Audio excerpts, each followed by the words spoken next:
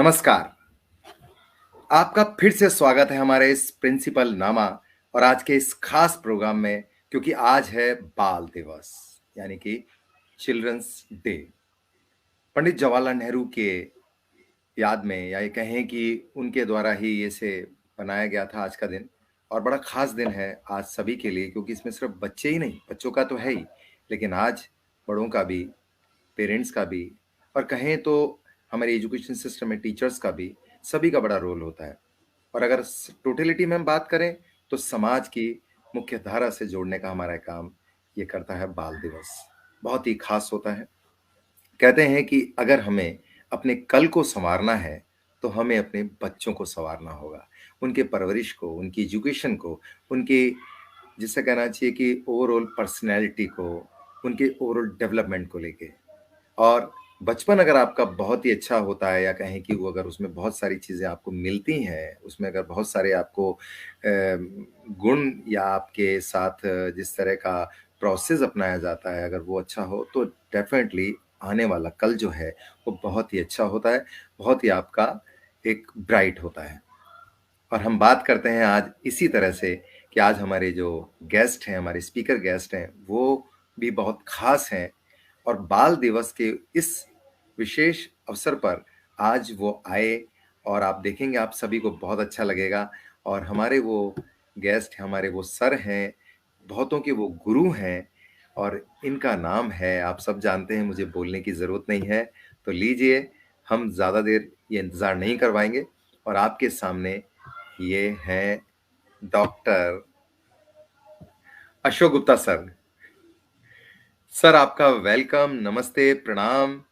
और इस मंच से जिसका नाम है प्रिंसिपल नामा, सबसे पहले तो मैं आपको दिल से थैंक्स बोलूँगा, आभार व्यक्त करूँगा कि आपने प्रिंसिपल नामा के लिए, क्योंकि मुझे मालूम है सर आप बहुत बिजी हैं, और उस बिजी स्केड्यूल से आपने ये समय निकाला हम सब के लिए। और आज बहुत सारे लोग इस प्रोग्राम को देख रहे हैं। और खुशी की ये भी बात है कि आज बाल दिवस पर आप सामने हैं। बहुत कुछ आपने अपना कल देखा था, आज देखा है, और कल देखेंगे भी, यानी कल, आज और कल। तो इस बात से, क्योंकि बच्चे भी इसमें जुड़े हैं, टीचर्स भी हैं, पेरेंट्स भी हैं, और समाज के और भी लोग होंगे। तो चलिए सर, सब आपका वेलकम के साथ में चिल्ड्रंस डे पर, इस विशेष अवसर पर सर हम जानना चाहेंगे कि चूंकि यूं तो सब जानते ही हैं, लेकिन खास तौर पर ये जो बाल दिवस है, बाल दिवस आपके लिए क्या मायने रखता है, या बाल दिवस के आपके नजर में क्या उसका वैल्यू है, उस बारे में सर बताएं। मैं सभी को सबसे पहले नमस्कार करता हूं। छात्रों को आशीर्वाद, पेरेंट्स को शुभकामनाएं, शिक्षक बंधुओं को मैं ये कहूँगा कि आपने समाज बनाया है, राष्ट्र बनाया है, और शिक्षा को ऐसी अमूल्य निधि दी है जिसकी हम कल्पना नहीं कर सकते। मैं लगभग 54 ईयर्स से, 54 वर्षों से शिक्षा के क्षेत्र से जुड़ा हुआ हूँ, और सारे उतार चढ़ाव मैंने देखे हैं। बाल दिवस एक बहुत ही महत्वपूर्ण अवसर होता था, जब जिसकी प्रतीक्षा सभी करते थे, बच्चे भी करते थे। और पंडित जवाहरलाल नेहरू, जो हमारे प्रथम प्रधानमंत्री थे, उनके जन्मदिन को उन्होंने स्वयं ने कहा था कि बाल दिवस के रूप में मनाया जाए, क्योंकि वो कहते थे कि मुझे सब लोग चाचा नेहरू कहें। हालांकि वो उम्र में बहुत बड़े थे, लेकिन सबसे वो ये अपेक्षा करते थे कि उनको चाचा नेहरू के नाम से बोला जाए। सबसे बड़ी चीज़ जो हम आज बाल दिवस के अवसर पर ये कह सकते हैं कि हम दो चीज़ें शिक्षक के रूप में अगर हम बच्चों को दे सकें, एक तो रूट्स और विंग्स। हमारी भारतीय संस्कृति एक बहुत ही प्रबुद्ध संस्कृति है, समृद्ध संस्कृति है, और हमारे जो बच्चे हैं अपने रूट्स से जुड़े रहें, अपने परिवार व्यवस्था से जुड़े रहें, संयुक्त परिवार व्यवस्था से जुड़े रहें, और जो हमारी जो जो संस्कृति है उसके मूलभूत सिद्धांतों से जुड़े रहें। ये एक बहुत ही बड़ा चैलेंज है आज की तारीख में। और मैं समझता हूँ सभी परिवारजनों को ये देखना होगा कि हम अपने रूट्स से कैसे बच्चों को जोड़ा रख सकें। और दूसरा, विंग्स, उनको उनकी इच्छा के और उनके गुण के अनुसार आगे बढ़ने के लिए हम शक्ति शक्ति प्रदान करें। तो मैं समझता हूँ बाल दिवस के अवसर पर हम सबसे यही कहेंगे कि बच्चों में रूट्स और विंग्स, दो चीज़ें अगर हम दे सकते हैं तो एक बहुत बड़ा हम काम कर सकते हैं। क्योंकि पाश्चात्य जो सभ्यता है उसका जो दुष्प्रभाव हमारे संस्कृति पर पड़ रहा है, बच्चों पर पड़ रहा है, उसको किस तरह से हम डैमेज जो कर रहे हैं उसको कैसे हम रोक सकते हैं और हमारी संस्कृति को वापस बच्चों तक पहुंचा सकते हैं, ये एक बहुत बड़ा चैलेंज है। और इस चैलेंज को हम सभी को मिल करके देखना पड़ेगा कि किस तरह से हम उसमें अपना सहयोग दे सकते हैं। सर, बहुत बड़ी और बहुत अच्छी बात आपने बताई है। शायद इसी के लिए एक बड़ा अच्छा सा एक तो अप्रिसिएशन भी आया है। ये माधवी सिन्हा जी हैं सर। ये एक तो पहले तो आपको माधवी सिन्हा जी नमस्कार कर रही हैं सर। और दूसरा, इन्होंने ये जो लिखा है, वेरी राइटली सेड सर, इन्होंने इस बात को सर स्ट्रांगली आपकी बात को फॉलो भी किया है। माधवी जी, थैंक यू। आपने इस चीज को बहुत ही जैसे कहना चाहिए वैल्यू दी है, तवज्जो दी है जी। सर, आपने जैसे बताया पाश्चात्य संस्कृति, लेकिन सर इस समय हमारी एजुकेशन जो है वो बहुत सारी पाश्चात्य वेस्टर्न एजुकेशन पर बेस्ड हो गई है या होती भी जा रही है। काफी कुछ तो है, क्योंकि बोर्ड्स के लेवल पे एक जमाना था, एक टाइम था जब हमारे पास एक फिक्स बोर्ड होता था। हमारे रीजनल बोर्ड हो गया, ज्यादा से ज्यादा उसके बाद जो डेवलप हुआ वो सीबीएसई बोर्ड हुआ, या हमारे जो भी इस तरह का इंग्लिश मीडियम बोर्ड के साथ में जो भी एसोसिएशन रहे। तो ऐसे में सर लेकिन जब से कुछ बाहर के बोर्ड्स भी आए हैं, या हमारी कह लीजिए कि सीबीएसई बोर्ड में भी बहुत सारी चीजें हमारी वेस्टर्न लेवल पे होती जा रही हैं। सर, ये बड़ा कॉन्फ्लिक्ट है इस चीज को लेके। सर, इस पर भी सर जरूर बात करें, क्योंकि ये आपके यहाँ तो बहुत अच्छी बात है कि हर तरह के संस्कारों की चीजें हो रही हैं। आपके यहाँ तो वेद शास्त्र भी हैं, उपनिषद भी हैं, वहीं एजुकेशन का एक मॉडर्न शेप भी नजर आता है। तो एक अच्छी बात है। इसके बारे में सर जरूर आप, क्योंकि ये जो चीजें हैं इसको सर जरूर हम सब जानना चाहेंगे सर। देखिए, मैं पाश्चात्य जो सभ्यता है या जो बातें हैं उनके विरुद्ध नहीं हूँ। उसमें जो अच्छी बातें हैं वो हम लें, और लेकिन जो बातें जो हमें बाल अवस्था में या युवा अवस्था में जो हमें ग्रहण नहीं करने चाहिए, वो गुण या दुर्गुण जिनको कहना चाहिए, उनसे हम लोग बचें। जो मैं कहता हूँ, शिक्षा कुछ भी हो, शिक्षा अगर अंतर्राष्ट्रीय बोर्ड्स के माध्यम से दी जाती है या राष्ट्रीय बोर्ड्स के माध्यम से दी जाती है, उसमें कोई अंतर नहीं है। कोई भी शिक्षा पद्धति आपको घृणा नहीं सिखाती, कोई भी शिक्षा पद्धति एक दूसरे के धर्म के का अनादर करना नहीं सिखाती, कोई भी शिक्षा पद्धति या कोई बोर्ड किसी के लिए दुष्प्रचार नहीं करती। अगर शिक्षा हम ग्रहण करते हैं, चाहे वो किसी भी प्रकार की शिक्षा हो, किसी भी पद्धति से हम शिक्षा लें, लेकिन वो शिक्षा ऐसी हो जिसमें हम अपने मानव गुणों को ना भूलें, और जो हमारी जो सनातन संस्कृति है उसको ना भूलें। ये बहुत आवश्यक है। मैं तो अपने विद्यालयों में, महाविद्यालय, विश्वविद्यालय में भी यही कहता हूँ कि हमारा दिन हम नमस्कार और बड़ों के चरण स्पर्श से शुरू करें। ये गुड मॉर्निंग, गुड आफ्टरनून की जो कल्चर है, इससे अगर हम बच सकते हैं तो मैं समझता हूँ हमारी संस्कृति को हम कुछ अक्षुण्य रख सकेंगे, उसको बचा सकेंगे, और उन अच्छी बातों को हम आगे तक बढ़ाते रहें। नहीं तो हमारे सारे जो संस्कृति है उसको लोग भूल जाएंगे। तो ऐसा मेरा मानना है। बोर्ड कोई भी हो, उससे कोई फर्क नहीं पड़ता है, लेकिन किसी बोर्ड में भी कोई ऐसी बात नहीं सिखाई जाती। मतलब शिक्षा का जो स्तर है वो बहुत बड़ा हो गया है। मतलब अब ज्ञान का एक्सप्लोजन हुआ है, नॉलेज का एक्सपेंशन हुआ है, तो उस नॉलेज को, जितनी नॉलेज आप प्राप्त कर सकते हैं उसको करने का प्रयास करना चाहिए। लेकिन इससे फर्क नहीं पड़ता है कि आप कौन से बोर्ड से एजुकेशन ले रहे हैं। हालांकि जो अभी राष्ट्रीय शिक्षा नीति आई है उसमें तो उन्होंने ये कहा है कि शुरू से ही बच्चों को उनकी मातृभाषा में या रीजनल लैंग्वेज में शिक्षा प्रदान की जाए। अंग्रेजी को एज एन ऑप्शनल सब्जेक्ट आप रखिए, लेकिन ये ना हो कि हम LKG UKG से ही अंग्रेजी माध्यम से बच्चे को आगे बढ़ाएं, क्योंकि जिस भाषा में हम सोचते नहीं, जो भाषा हम घर पे नहीं बोलते, उस भाषा में हमारा किस तरह से ज्ञान वर्धन हो सकता है, ये मैं नहीं समझता। क्योंकि मैं ये मानता हूँ कि अगर आपको दर्द भी होता है तो अपनी माँ को बोलते हैं, आप मदर नहीं बोलते, मॉम नहीं बोलते। क्योंकि जो चीज़ है जो हम हमारे दिल में है, जो हमारे मस्तिष्क में है, जो हमारे संस्कारों में है, वही चीज़ें, उनको हम ना मिस करें, उनको ना छोड़ें, ये बहुत आवश्यक है। बहुत सही कहा आपने सर, और बहुत गहरी बात बोली, क्योंकि माँ का स्थान तो सर जैसे कहना चाहिए देवताओं के समान माना गया है। तो ये बात सही कि एक बच्चा जब भी बोलता है वो सबसे पहले, चाहे वो किसी भी उसमें हो, वो अपनी माँ को माँ ही बोलता है। ये सर एक बहुत बड़ी बात है। तो सर एक आपने बात की कि राष्ट्रीय शिक्षा नीति, न्यू एजुकेशन पॉलिसी, उसमें सर ये क्योंकि भी बहुत सारी चीजें कंसेप्ट क्लियर हो रहा है। डेफिनेटली बहुत सालों बाद जाके कोई पॉलिसी आई है, और इस गवर्नमेंट में बहुत सारी जगह सर उस बात को लेके भी डाउट्स भी हैं। निरंतर कहीं ना कहीं हर जगह वर्कशॉप्स भी चल रही हैं, उसको लेके टीचर्स के साथ में काम भी चल रहा है।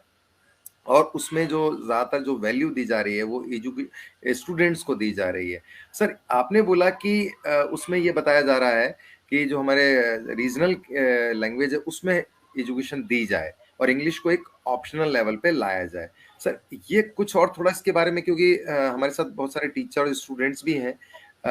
उससे पहले देखिए, शायद अभी आप जब बताएंगे उसके पहले एक अदिति जी हैं, उन्होंने बहुत अच्छी बात लिखी है, मैं आपको, लेकिन आप जब जवाब देंगे सर उसके बाद मैं उनको डिस्प्ले करता हूं सर। तो ये सर थोड़ा सा इस बारे में हम क्लियर चाहेंगे। दर्शकों को एक अच्छी बात यह है कि अशोक गुप्ता सर सिर्फ देश में ही नहीं, अंतरराष्ट्रीय इंटरनेशनल लेवल पे बहुत सारे एजुकेशन में, बहुत सारी व्यवस्थाओं में, मैनेजमेंट में है, और इनका बहुत लंबा अनुभव है। आप सभी जानते हैं अशोक गुप्ता सर से, मुझे नहीं लगता है कि भारत का कोई व्यक्ति एजुकेशन लाइन का ना जुड़ा हो। तो ऐसे में हम चाहेंगे कि सर के साथ जितना CBSE में खास स्थान, क्योंकि जब राजस्थान में CBSE का एक चलन आ रहा था तो सर स्टार्टिंग के एक तरीके से फाउंडर उसमें थे। सर आप जरूर इस बात को थोड़ा खुल के बताएं कि न्यू एजुकेशन पॉलिसी में रीजनल वाला जो है और किस तरह की एजुकेशन दी जानी है, सर प्लीज आप उस बारे में शेयर करिए सर। फ्लेक्सिबिलिटी इस न्यू एजुकेशन पॉलिसी में बहुत बड़ा दिया है। जैसे हायर एजुकेशन में, कॉलेज एजुकेशन में भी, वहाँ पर इस तरह की कोई फैकल्टी नहीं है कि साइंस फैकल्टी या कॉमर्स फैकल्टी या आर्ट्स फैकल्टी। अगर कोई साइंस का बच्चा एक कॉमर्स का सब्जेक्ट ले लेना चाहता है, आर्ट्स का सब्जेक्ट लेना चाहता है, तो वो ले सकता है। ये तो खैर बड़ी कक्षाओं की बात है। लेकिन ये माना जाता है कि शिक्षा नीति जो हमारी है, जो बच्चे जो शुरू से ही रटने की विद्या शुरू कर देते हैं, उनको नेचुरल वे में हम किस तरह से ग्रो कर सकते हैं, उसके लिए हमको प्रयास करना है। और वो तभी संभव है जबकि जो बच्चा जो भाषा घर पे बोलता है या जो उसके माध्यम से हम शिक्षा प्रदान करने का प्रयास करें।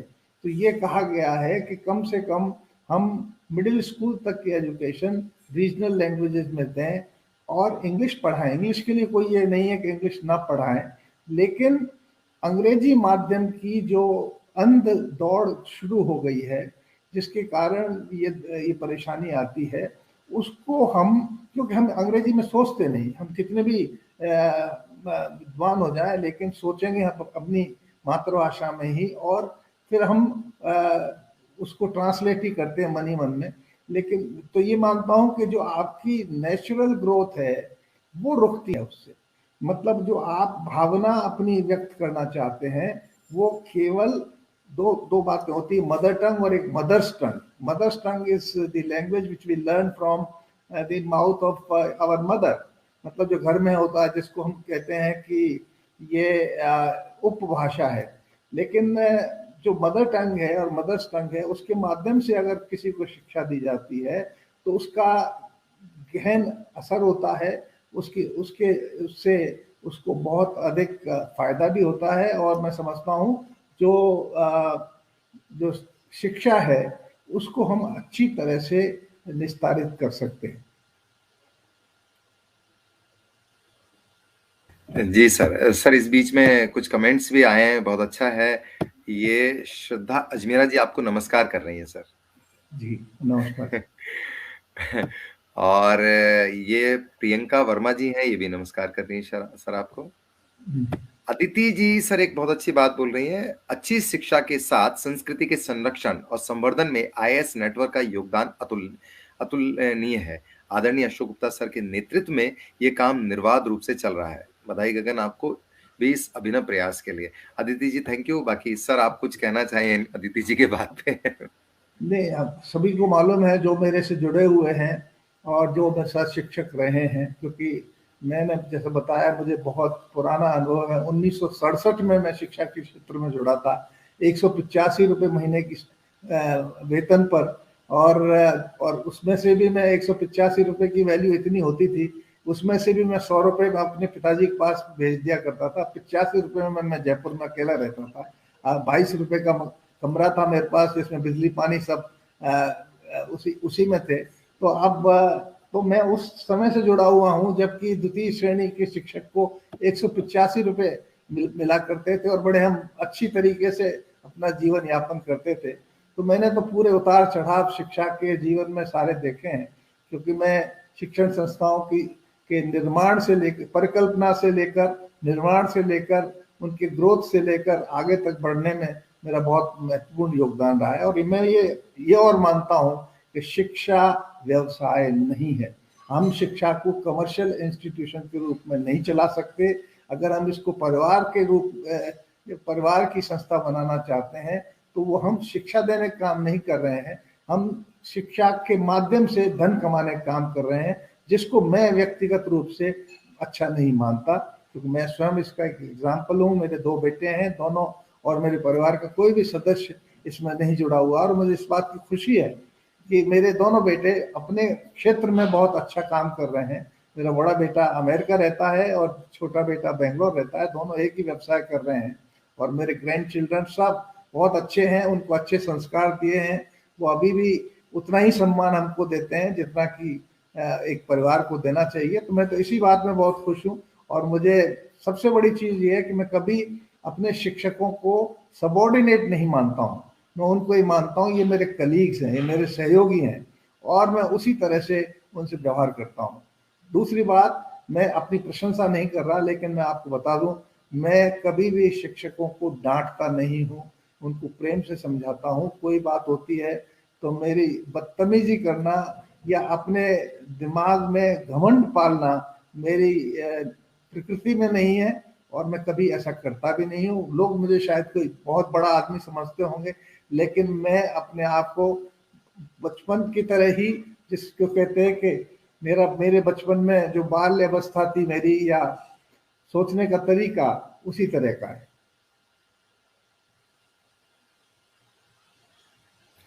बहुत सही कहा सर आपने। और यहाँ पे ममता सारस्वत जी भी हैं जो आपको नमस्कार कर रही हैं सर। और ये नमस्कार के साथ साथ कह रही हैं, you are truly an inspiration.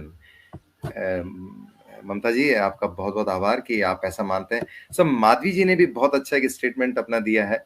IS network provides the best model of education which believes in promotion and preservation of Indian values. IS provides for a beautiful blend of Indian and Western education. Sir ji आप कुछ कहना चाहें sir तो माधवी जी की इस बात पे? मैं माधवी तो जी ने बहुत ही एक अच्छा माधवी जी हमारी सहयोगी रही हैं, तो उन्हें मालूम है कि हमारे साथ कार्य किस तरह किया जाता है। और जो मैं कहता हूँ वो करता हूँ। मैं ऐसा नहीं है कि जो मैं कह कुछ रहा हूँ और करूँगा कुछ ऐसा, बिल्कुल नहीं। जो मेरे मस्तिष्क में है वही मैं करता हूँ। और मैं तो हमेशा अपने कलीग्स को भी ये कहता हूँ, success should not get into your head. जो सफलता है आपके मस्तिष्क को भ्रमित ना कर दे। अगर सफलता आपके मस्तिष्क को भ्रमित कर देगी तो आप ये बिल्कुल मान के चलिए, आप एक शिक्षक नहीं रहे, आप एक व्यक्ति नहीं रहे, बल्कि एक घमंडी व्यक्ति हो गए, जो बिल्कुल मेरी जो नेचर है उसके अनुरूप सही नहीं। ममता सारस्वत जी भी सर ये कह रहे हैं, I am so happy to a part of your institution. Mamata ji जाहिर सी बात है आप तो पार्ट हैं जो यहाँ के, लेकिन जो लोग पार्ट नहीं भी हैं लेकिन जो दिल से सर से जुड़े हुए हैं या जो इंस्टीट्यूशन से जुड़े हुए हैं वो भी ये मानते हैं। Thank you Mamata ji. Sir Kusum Sharma ji भी आपको नमस्कार कर रही हैं। यश मिश्रा जी भी सर कह रहे हैं वेल सेट सर। और माधवी जी फिर से कुछ बिल्कुल सही कहा सर, आपने हमेशा अपने टीचर्स को अपने परिवार का सदस्य माना है। जी बिल्कुल सही बात है। सर हम यहाँ पे अब जो जानना चाहेंगे कि आपका भी बचपन रहा है। जैसे मैंने कहा कि अगर हमें अपने कल को संवारना है तो हमें अपने बचपन को संवारना होगा। सर अपने बचपन के बारे में आप जरूर बातें बताइए, क्योंकि एक बहुत बड़ा आईएएस या आईसीजी जो है एक बहुत बड़ी बात है। इनफैक्ट जब मैंने जिंदगी में पहली बार आज से कई 25 साल पहले एक कदम रखा था, उससे पहले मैंने आईएएस के बारे में सुना था कि जयपुर में एक बहुत ही डिफरेंट एक इंस्टीट्यूशन है। और जब मैंने वहां के कॉलेज में, मुझे आज भी सर एक शुरुआत में तो एक बार आपसे मिलने के लिए मुझे कई दिन तक, कई समय तक इंतजार करना पड़ा। वो इसलिए नहीं कि आपका सिस्टम ऐसा है, बल्कि सर इसलिए कि सोचना होता है आदमी को कि वहां जाए तो क्या बात करेंगे। तो सर आपने वो सपना रखा होगा कभी अपने बचपन में, और जब बचपन में कोई सपना रखते हैं फिर वो जवानी तक आते आते या अपने आगे की एज तक वो पूरा करने की हम कोशिश करते हैं। सर जरूर आज बाल दिवस के अवसर पर और इस प्रिंसिपल नामा के स्टेज से हमें सर अपने बचपन की चीजें बताइए। देखिए, मैं बताऊं आपको, मेरा जन्म एक शिक्षक परिवार में हुआ। भरतपुर जिले में एक जगह है कामा, कामा में मेरा जन्म हुआ। उसके उपरांत मैं डीग में पढ़ा। डीग के उपरांत भरतपुर में आया। भरतपुर में एमएसजे कॉलेज से मैंने ग्रेजुएशन किया। इसके बाद मैं जयपुर आया और मुझे मालूम है किस तरह से मेरे पिताजी को 100 रुपये महीने मेरे को देने में बहुत कष्ट होता था। और जब मैंने एमए प्रीवियस कर लिया तो मेरे फादर ने ये कहा कि भाई अब मेरे बस की नहीं है, लेकिन उन्होंने कर्ज लेकर के मुझे 100 रुपये महीने दे करके एमए यहाँ से कराया।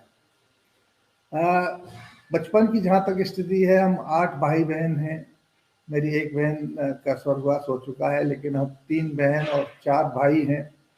और मेरे पिताजी एक मिडिल स्कूल के हेडमास्टर थे, बाद में सेकेंडरी और सीनियर सेकेंडरी के प्रिंसिपल रहे। लेकिन आप समझ सकते हैं कि 250 रुपये या 200 रुपये या 150 रुपये की सैलरी में कोई व्यक्ति किस तरह से बच्चों को पाल सकता है। मैंने बचपन में, मुझे याद नहीं कभी चाय पी हो या हमने जो ब्रेकफास्ट आजकल कहते हैं वो कल्चर देखी हो। मुझे याद है, हमें हमारे पिताजी के डिस्कार्डेड जो ट्राउजर्स होते थे उनसे मैं निक्कर बनता था या हमारे पैंट बनते थे। मेरा पहला पैंट जब मैं फर्स्ट ईयर में आया था तब बना था। और मेरी पहली घड़ी जब मैं नौकरी में आया था तब मेरे को मिला था। तो मेरा जीवन उसी तरह से था। मैं कभी शिक्षक नहीं बनना चाहता था। मैं आपको ये बिल्कुल स्पष्ट बता दूं, मैं कभी भी शिक्षक नहीं बनना चाहता था। लेकिन जब एमए का मेरा रिजल्ट आया तो उसके उपरांत मुझे जयपुर रहना था, लेकिन पिताजी कहते थे भरतपुर आ जाओ कुछ करो। मैंने कहा मैं जयपुर रह करके मैं कुछ करूँगा और एलएलबी करूँगा या कुछ करूँगा, कॉम्पिटिटिव एग्जामिनेशन में बैठूंगा। लेकिन ये हुआ नहीं। वो एक महेश्वरी स्कूल जो थोड़ा रास्ता में है वहाँ पर वैकेंसी निकली और मैंने वैसे पिताजी को बिना बताए अप्लाई कर दिया। वो वहाँ जो प्रिंसिपल थे जेएल माहेश्वरी, वो मेरे पिताजी के मित्र भी थे। उन्होंने मेरे पिताजी को पत्र लिखा कि अगर शिक्षक बनाना चाहते हो तो उसको ज्वाइन करा दो। तो 7 जुलाई 1967 को मैंने शिक्षण संस्थान ज्वाइन की as a second grade teacher in English. And उसके बाद पता नहीं क्या हुआ, मैंने तो बस शिक्षक की ही बनकर रह गया और फिर कोई चीज़ सोची नहीं। पिताजी मेरे डांटते थे कि तेरे को भेजा इसलिए था कि तुम एलएलबी करोगे या कुछ करोगे, कॉम्पिटिटिव एग्जाम्स में बैठोगे, लेकिन मैं किसी परीक्षा में शामिल नहीं हुआ। और एक चीज़ और बता देता हूँ मैं आपको, 1972 में उस वक्त आरपीएससी से जो डायरेक्ट हेडमास्टर की पोस्ट निकलती थी, मेरा सिलेक्शन भी हो गया था। पिताजी मेरे को बहुत फोर्स कर रहे थे कि तुम ज्वाइन कर लो, प्राइवेट नौकरी में क्या रखा है। तो पर मैंने कहा मुझे सरकारी नौकरी करनी ही नहीं है, क्योंकि मैंने देखा था पिताजी को जब उनके जब स्थानांतरण होते थे फिर वो डायरेक्टर से मिलना पड़ता था, डेप्टी डायरेक्टर से मिलना पड़ता था। तो मैंने कहा मुझे ये गुलामी करनी ही नहीं है, और भगवान ने मेरा साथ दिया। मैं इसके बाद माहेश्वरी पब्लिक स्कूल, जब इन्होंने माहेश्वरी समाज ने बनाने की कोशिश की तो उसमें मुझे फर्स्ट प्रिंसिपल अपॉइंट किया। और उस एमपीएस उस वक्त सेंट जेवियर के बाद सेकंड स्कूल था जो सीबीएसई से एफिलिएटेड था, और माहेश्वरी पब्लिक स्कूल और सेंट जेवियर में कंपटीशन हुआ करता था। और ईश्वर की कृपा रही कि मेरे एमपीएस बहुत अच्छा चला। लेकिन कई बार ऐसी घटनाएं जिंदगी में हो जाती हैं जहां पर आपको लगता है कि आपका को कुछ करना चाहिए, क्योंकि और मैं समझता हूँ ये बहुत भले के लिए होता है, अच्छे के लिए होता है, जो भी कुछ होता है। मतलब माहेश्वरी पब्लिक स्कूल जब मैंने स्टार्ट किया था तो पूरा जिम्मा मेरे पास था, पूरा दायित्व मैं संभालता था। लेकिन एक मीटिंग में एक हमारे सेक्रेटरी थे, मैं उनका नाम नहीं लूँगा, वो अभी उनका स्वर्गवास हो चुका है। उन्होंने एक मीटिंग में कहा था कि nobody is indispensable, a man may go and man में कम, द इंस्टीट्यूशन रिमेन्स। मैं उस दिन पहली बार रोया और मैंने कहा कि अब मुझे स्वयं का कुछ करना चाहिए। पैसे मेरे पास थे नहीं, लेकिन ईश्वर ने सब सहायता की मेरी। और श्री राम गोटेवाला उसके अध्यक्ष हुआ करते थे, राजस्थान आवासन मंडल के। एक पीएन भार्गव वहाँ आर्किटेक्ट थे। महेश जोशी जो अभी मंत्री पद से पर रही है, वो उनसे मेरा पारिवारिक मेरा संबंध है। उन्होंने करके मेरे को मानसरोवर में जमीन दिला दी, लेकिन वहाँ जमीन के लिए पेमेंट करने की बड़ी दिक्कत थी, फिर भी कैसे न कैसे कर दिया। और एक अवस्थी जी हुआ करते थे, एस के अवस्थी, पंजाब नेशनल बैंक में। उन्होंने मेरे को कहा कि मेरी डिप्टी जनरल मैनेजर थे कि भाई मेरी 30 लाख तक की पावर है लोन सेंक्शन करने की। शिक्षण संस्थाओं के लिए लोन तो मिलता नहीं है, लेकिन मैं आपको कैसे भी करके लोन दिला दूंगा। और इसलिए इस तरह से आईआईएस की स्थापना हुई।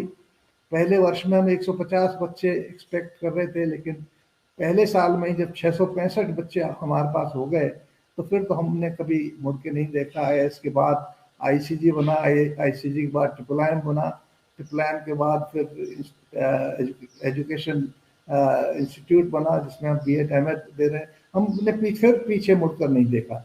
लेकिन मैंने जैसे बताया, मैंने इन संस्थाओं को अपनी पारिवारिक संस्थाएं नहीं बनाया है। मेरे घर का कोई भी व्यक्ति इनसे जुड़ा हुआ नहीं है। मैंने ये संस्थाएं मेरे शिक्षकों की हैं, मेरे सहयोगियों की हैं, मेरे साथ जो काम कर रहे हैं और जो नई भी हैं, जो छोड़कर भी चले गए हैं, उन सब के का जो प्रेम है, अनुराग है, उनका जो कड़ी मेहनत है, उसी के कंधों पर ये संस्थाएं चल रही। बिल्कुल ठीक कहा सर। यहाँ पे शीतल जी हैं जो कह रही नमस्कार sir, you are a true inspiration for all of us. Sheetal ji thank you. Ravindra Patel ji sir, you are real inspiration for us sir. आपको सर सुन पा रहे हैं, ये लोग देख पा रहे हैं सर। सर आपने बहुत सारी चीजें बताई हैं और मुझे लगता है हम सबके लिए रियली बहुत कुछ ये गाइडलाइन का काम कर रही हैं। सर आपने अपने बचपन के साथ चीजें जोड़ी और ये बताया कि मैं ये नहीं बनना चाहता था, टीचर नहीं बनना चाहता था। मैंने सर आपको गाते हुए भी सुना है। आपके कुछ एक दो पारिवारिक प्रोग्राम रहे जिसमें आपने मुझे तकनीकी रूप में उसमें जोड़ा और मुझे बड़ा अच्छा लगा था सर कि मैं तो आपको सर मतलब जानता था, लेकिन आपके साथ तो इतने लोग थे। मुझे एक बार आपने लाइट डिजाइन करते हुए किसी चीज में देखा था आपके कॉलेज के प्रोग्राम में, और वो भी मुझे किसी वेंडर ने, मतलब डायरेक्ट मुझे आईसीजे ने नहीं बुलाया था। दर्शकों बड़ी अच्छी बात है, जबकि मैंने जॉब नहीं किया आईसीजी में या आईएएस में, लेकिन अशोक गुप्ता सर ने पता नहीं क्या वो प्रोग्राम देखा, उसमें सचिन पायलट जी उस समय सेंट्रल मिनिस्टर थे और आए थे। और अशोक गुप्ता सर का कुछ पारिवारिक आयोजन था और अशोक गुप्ता सर ने कहा कि मुझे वो लड़का चाहिए जिसने मेरे कॉलेज के प्रोग्राम में लाइट डिजाइन की थी, और सिटी पैलेस में मुझे उस पारिवारिक आयोजन में लाइट डिजाइन करने का मौका मिला। बहुत बड़ी बात है, थैंक यू सर। तो तब मैंने आपको कुछ गाते हुए सुना था और फिर आगे पीछे भी। तो सबसे पहले तो मैं जानना चाहता हूँ कि सर वो आप क्या सिंगर बनना चाहते थे या सर क्या बनना चाहते थे, वो जरूर बताइए। जिस जिस कार्य जिस फिर वो हम गाना वो सॉन्ग भी सुनना चाहेंगे जो कि आप गुनगुनाते हैं। कई बार मैंने आपके कॉलेज के प्रोग्राम में भी सुना है। मैं सर जिस कॉलेज में चूंकि न्यू सेशंस लेने के लिए आता रहा, लेकिन हाँ प्लीज जी सर बताइए जी सर। देखिए, जिस कार्यक्रम की आप चर्चा कर रहे हैं वो रोटरी का कार्यक्रम था। रोटरी इंस्टीट्यूट हमने ऑर्गेनाइज की थी। मैं रोटरी अपनी मैं रोटरी जर्नी के विषय में बता दूं। आज जो भी कुछ मैं हूं उसमें रोटरी का बहुत महत्वपूर्ण योगदान है। रोटरी के अंतर्राष्ट्रीय स्तर पर भी मैंने बहुत से पदों में रहा हूं। मैं डिस्ट्रिक्ट गवर्नर रहा हूं और बहुत सारे मित्र मेरे रोटरी के इसमें सुन रहे हैं, और रोटरी के माध्यम से जो मेरा परिचय बड़े बड़े लोगों से हुआ, उनसे बहुत सहायता मिली, उनसे बहुत गाइडेंस मिली। जो हमने रोटरी इंस्टीट्यूट ऑर्गेनाइज की थी जिसमें पूरे भारतवर्ष के पास्ट गवर्नर्स, गवर्नर्स इलेक्ट, ये सब लोग इकट्ठे हुए थे। और जिस कार्यक्रम की आप चर्चा कर रहे हैं वो एक फैशन शो था जो कि आईएएस विश्वविद्यालय की छात्राओं ने प्रस्तुत किया था। और रोटरी अंतर्राष्ट्रीय के अध्यक्ष थे उस वक्त KR रविंद्रन। वो उन्होंने मेरे को स्टेज पर पकड़ करके कहा कि तुम्हें गाना पड़ेगा कुछ ना कुछ।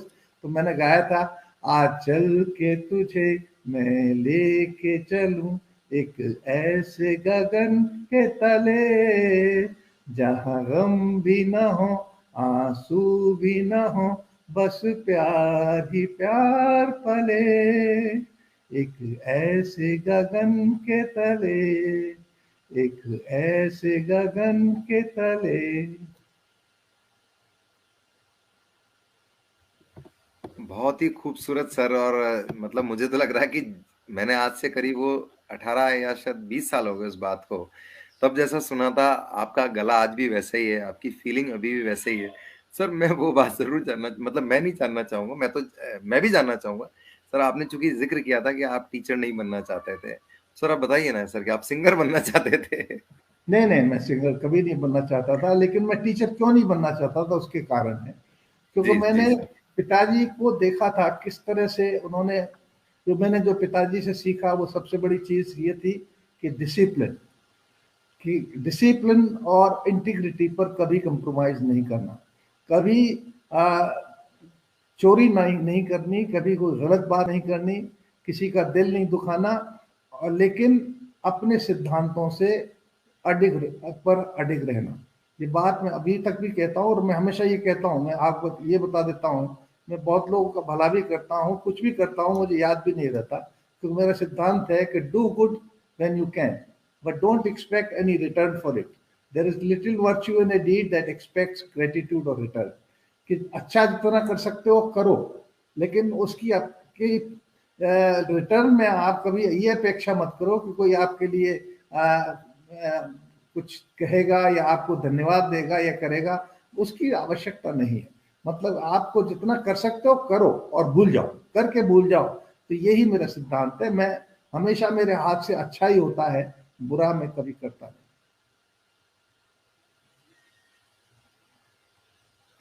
जी सर। अ, सर बाल दिवस के इस अवसर पर बहुत सारी चीजें हैं सर।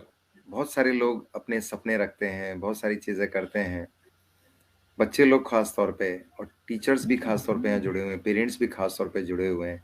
हम कोशिश करते हैं कि आज के टाइम पे, एक जमाना होता था सर जब हम लोग बच्चों को डांटा जाता था, पीटा जाता था, पीटा मतलब गलत सेंस में नहीं, ताकि उनकी आदतें सुधरे। आज एजुकेशन सेक्टर में जिस तरह का बदलाव हुआ कि हमें बच्चे को टच भी नहीं करना, हमें बच्चे को सिर्फ इशारों से समझा के कई चीजें करनी है, या अपनी बॉडी मूवमेंट से, अपने एक्सप्रेशन से। सर यहाँ थोड़ा हम जानना चाहिए, क्योंकि आपका एक बहुत लंबा समय है इस चीज में, आपने जो दिया है, और बच्चों के खास तौर पर। और अच्छी बात है कि सर आपके यहाँ पे रूट से लेके पर एक ट्री तक का, या कहें तो बरगद तक का एजुकेशन जो दी जा रही है। क्योंकि अब तो मतलब स्कूल, फिर उसके साथ सर कॉलेज, फिर मैनेजमेंट कॉलेज, और अभी यूनिवर्सिटी। सर ऐसे में किस तरह की चीजों को फॉलो किया जाए ताकि बच्चे जो हैं वो रियली कल की मिसाल बने। क्योंकि अभी ये बहुत सारी चीजें हो गई कि उनको पढ़ाई तो अच्छी दी जा रही है, उनको पेरेंट्स जो हैं पैसा भी खर्च कर रहे हैं, लेकिन कहीं ना कहीं बच्चे फिर भी कुछ कई बार अलग ट्रैक पकड़ लेते हैं, क्योंकि उनके साथ सख्ती की कमी हो गई है। ऐसा बहुत सारे लोग मानते भी हैं। क्या सर सही मायने में क्या होना चाहिए? सर आप देखिए, अपनी राय रखें सर। मैं बहुत ही डिफरेंट तरीके का सोचता था। अब समय के साथ थोड़ा बदला हूँ। जो बच्चे मेरे साथ एनपीएस में पढ़े हुए हैं, उनको अगर आप आज भी देखेंगे तो उनके बाल बढ़े हुए नहीं मिलेंगे। बहुत से बच्चे आईएएस हैं, बहुत सारे बच्चे विदेशों में हैं, लेकिन जब भी मेरे से मिलते हैं तो मैं पूछता हूँ, मैं कहता हूँ, आपके डंडे हमें बहुत काम आए, आपकी सख्ती बहुत काम आई, और उसने हमारे को डिसिप्लिन बना दिया।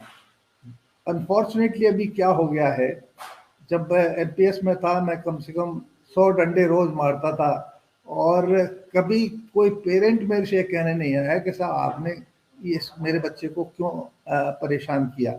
लेकिन आज स्थिति ये है, हालांकि मैं उस कैपेसिटी में नहीं हूँ आज, कि अगर आपने किसी को जोर से भी बोल दिया तो पेरेंट झगड़ने आता है कि ये आपने मेरे बच्चों को ऐसे कैसे कह दिया, मैं तो अभी पुलिस केस कर दूंगा, या मैं अभी मीडिया को बुला रहा हूँ, आपको सबको ये करूँगा।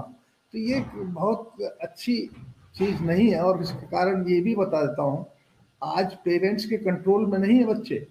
बच्चे पेरेंट्स के कंट्रोल में नहीं है, क्योंकि उनको ओवर प्रोटेक्टिव कर दिया गया है, उनको ओवर प्रोटेक्टेड हैं वो। और ये इसका दुष्परिणाम ये है कि न्यूक्लियर फैमिली हो रही हैं, जो जो हमारी संयुक्त परिवार व्यवस्था थी, वो खत्म हो रही है। और सम्मान वो अपने पेरेंट्स का भी नहीं करता, वो कहते यार पापा, मतलब यार पापा करके आप बोलते हो, यार मम्मी कह के बोलते हो, तो आप क्या अपेक्षा करते हो कोई आपके लिए कोई सम्मान करेगी। तो स्थिति बहुत अच्छी नहीं है। हमारी जो भारतीय संस्कृति में तो यही था कि आप जितना शिक्षक आपको प्रेम करता है, और अगर उतना आपको शारीरिक दंड भी देता है, तो वो उसका कोई उद्देश्य नहीं होता कि वो आपको कोई वो दे, लेकिन उसके माध्यम से आपको कुछ गुण सिखाएं, सद्गुण सिखाएं, और आपको डिसिप्लिन रहने के लिए बनाए। ये हुआ करता था। लेकिन अब बहुत चीज़ें हैं, और मीडिया ने, मैं कहना नहीं चाहिए, लेकिन मीडिया ने इसको उछाल उछाल करके स्थितियों को और बिगाड़ दिया।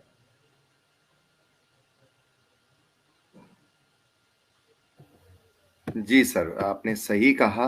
और यहाँ पे सर बहुत सारे लोग हमसे जुड़ रहे हैं। अंजू जी हैं जो कि उन्होंने भी सर आपको सर अप्रिशिएट इस बात पे, और आपको नमस्कार भी कर रही हैं। नेहा नेहा बत्रा जी भी हैं सर, ये भी अपनी बात को कह रही हैं सर, आपकी इस बात को इन्होंने बहुत अच्छे से माना है।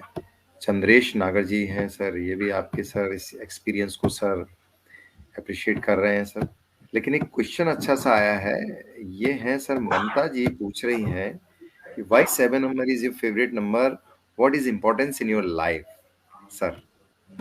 देखिए, मेरा जन्म 7 नवंबर को हुआ, और मैंने ये देखा है कि अगर मैं 7 नंबर को ध्यान में रखते हुए कोई कार्य करता हूँ तो मेरे लिए शुभ होता है। इसको आप ये समझ लीजिए, सुपरस्टिशन समझ लीजिए, लेकिन ये बात सही है।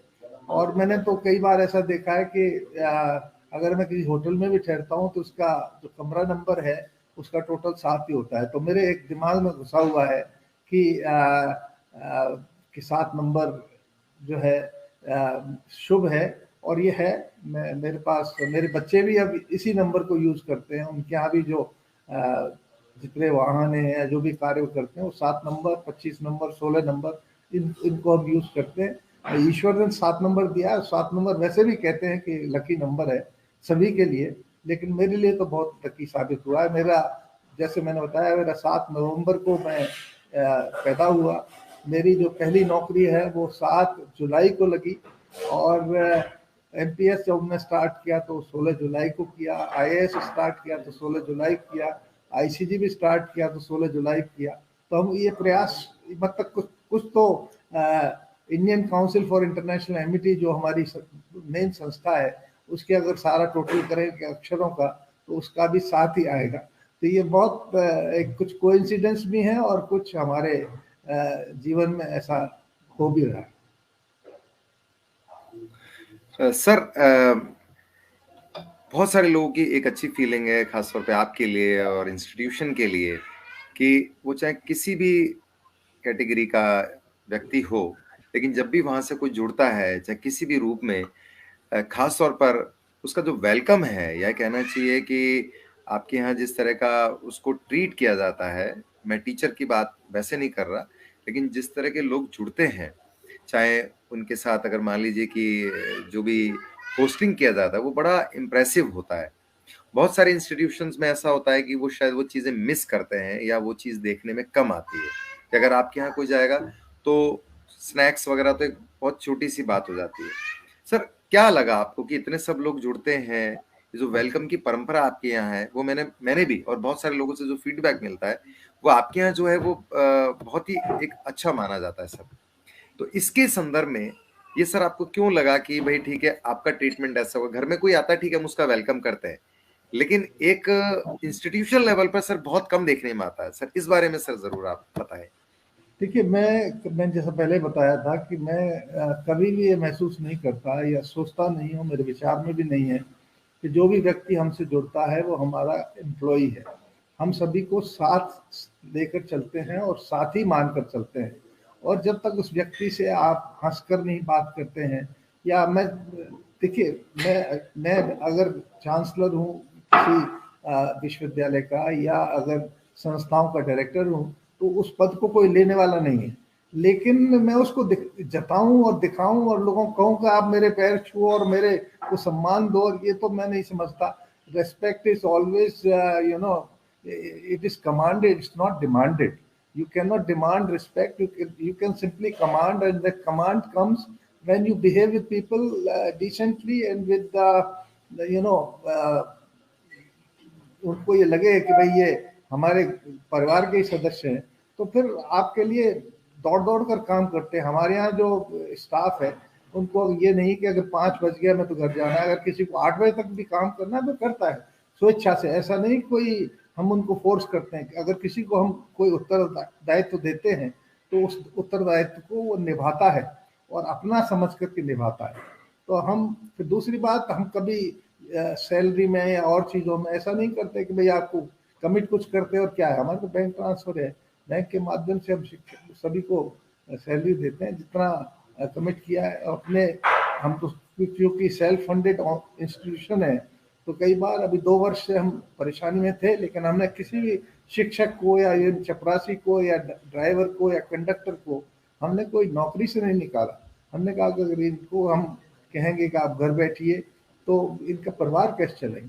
तो इन चीज़ों को जब अगर आप मानवीय संवेदना आप में है तो ऐसी दिक्कत आनी नहीं चाहिए। लेकिन जो भी, अगर हम कुछ भी जो सैलरी देते हैं वो अपने हिसाब से देते हैं, और कभी भी हमारा धन कमाने का उद्देश्य इन संस्थाओं से था ना रहेगा कभी, ये मैं आश्वस्त कर सकता हूँ। सर आपने बहुत बड़ी बात बोली है, क्योंकि ये रियली अभी कोरोना काल में 1.5 वर्ष या 2 वर्ष में और रियली बहुत सारे इंस्टीट्यूशन जो हैं वो एक तरीके से इस चीज को लेके वो एक मिसाल बने, एग्जाम्पल बने हैं कि रियली उन्होंने अपने टीचर्स के साथ में, अपने स्टाफ के साथ में एक अच्छा बिहेव किया।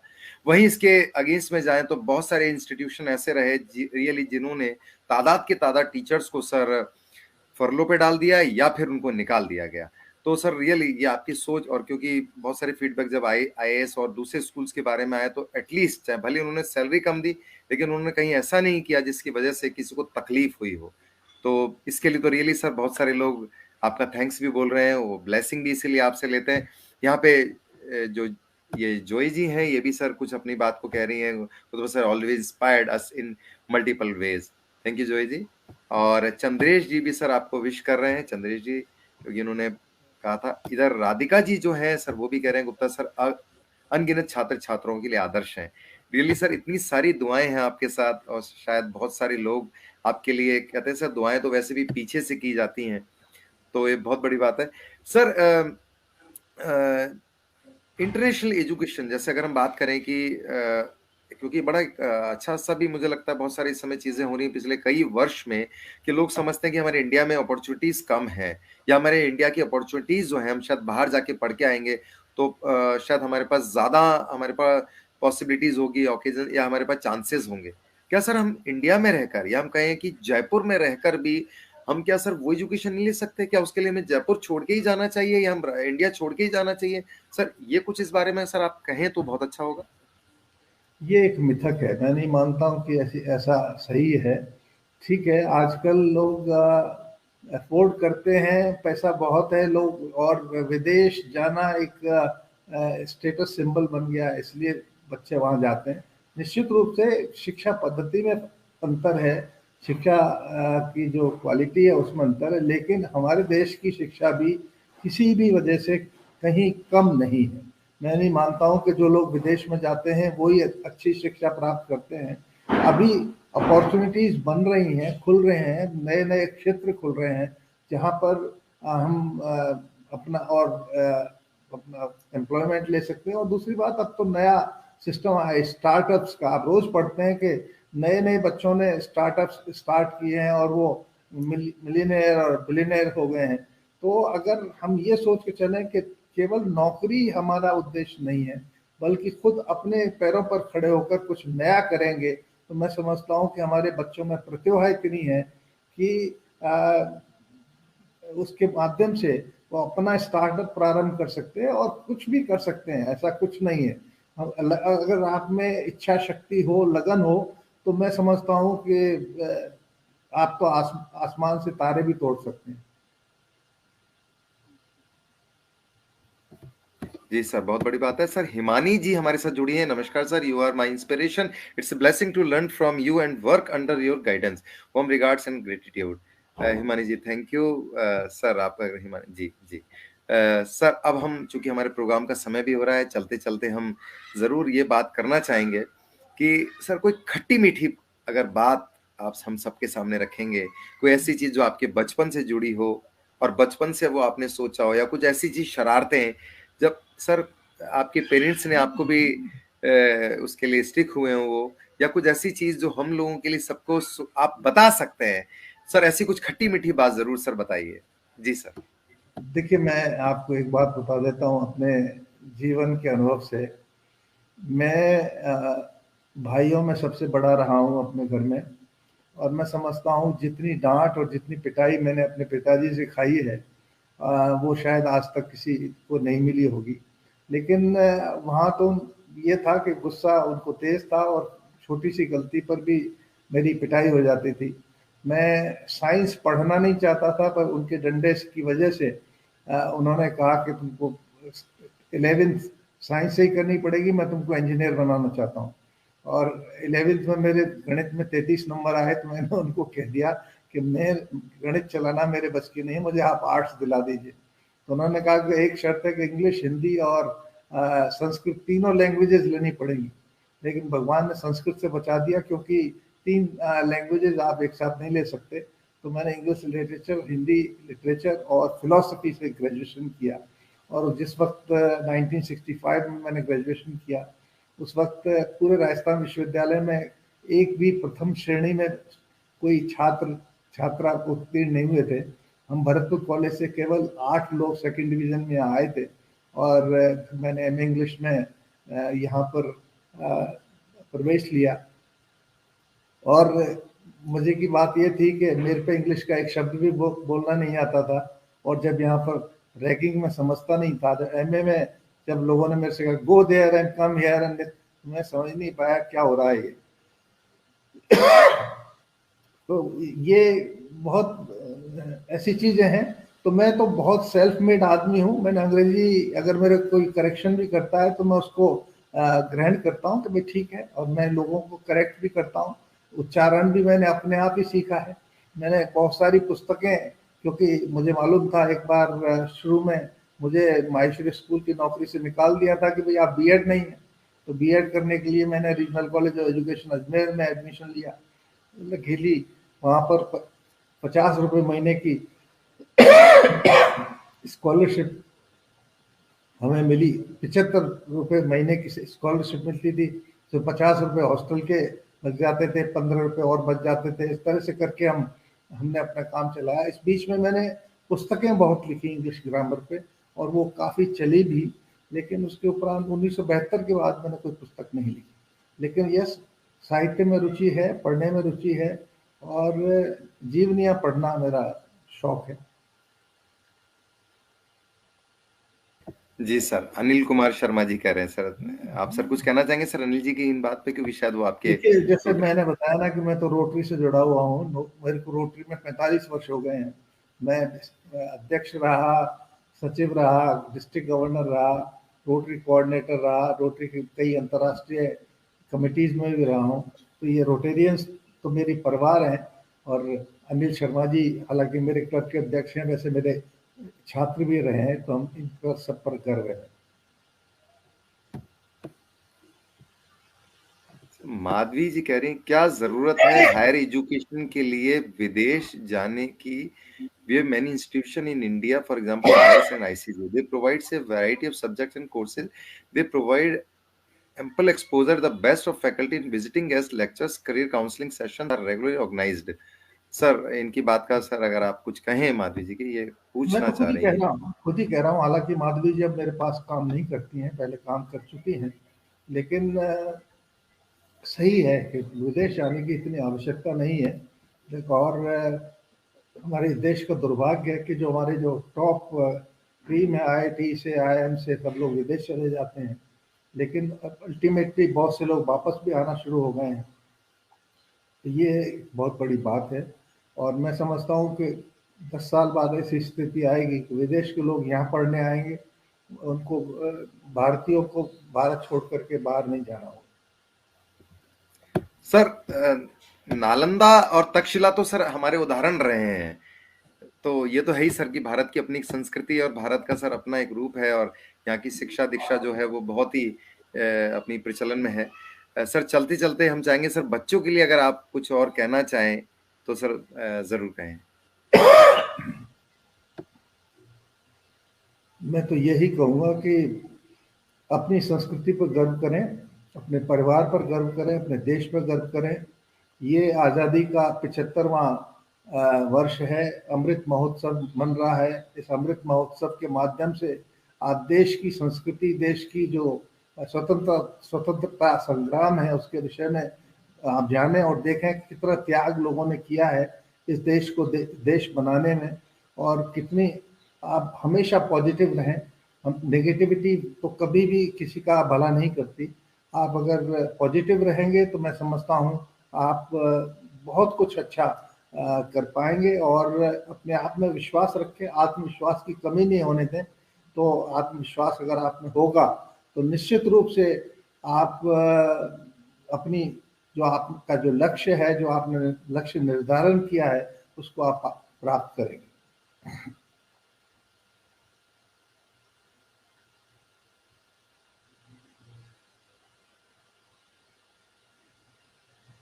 मैं आपको सुन नहीं पा रहा हूँ Gagan ji. Oh sorry sir, sorry sir. Sir बहुत बहुत थैंक यू सर, बहुत बहुत आभार कि आप इस प्रिंसिपल नामा के स्टेज पर आए।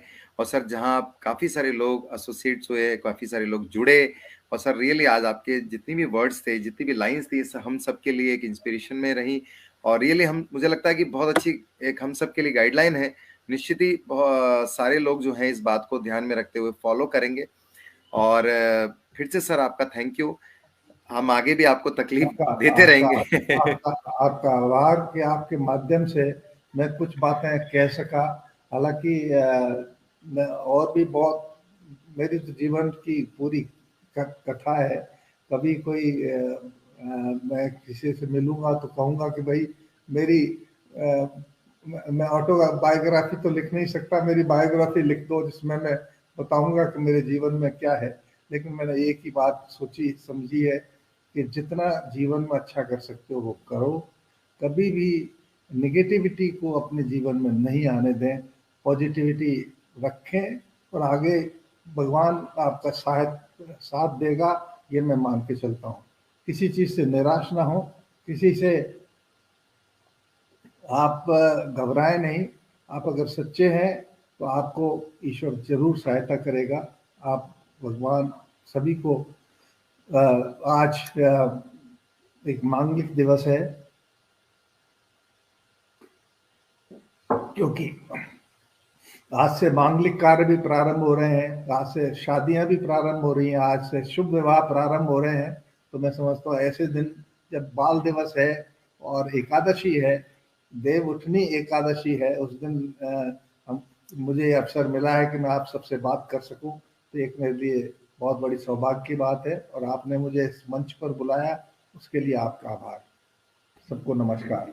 Thank you sir, so nice sir, thank you sir. तो प्यारे दर्शकों, ऑडियंस, आप मिल रहे थे अभी अशोक गुप्ता सर से। और अशोक गुप्ता सर, आप सभी जुड़े हैं। अशोक गुप्ता सर जिन्होंने इतनी अच्छी बातें बताई, मुझे लगता है हम सब के लिए बहुत ही काम की रहेंगी। और हम फिर से प्रिंसिपल नामा में अगले एपिसोड में इसी तरह से हम आपके सामने पर्सनालिटी को और भी लोगों को हम कॉल करेंगे, और आप हमसे जुड़े रहिए। तब तक के लिए नमस्ते, see you, happy Sunday. Once again सभी को बाल दिवस की शुभकामनाएं। Happy children's day.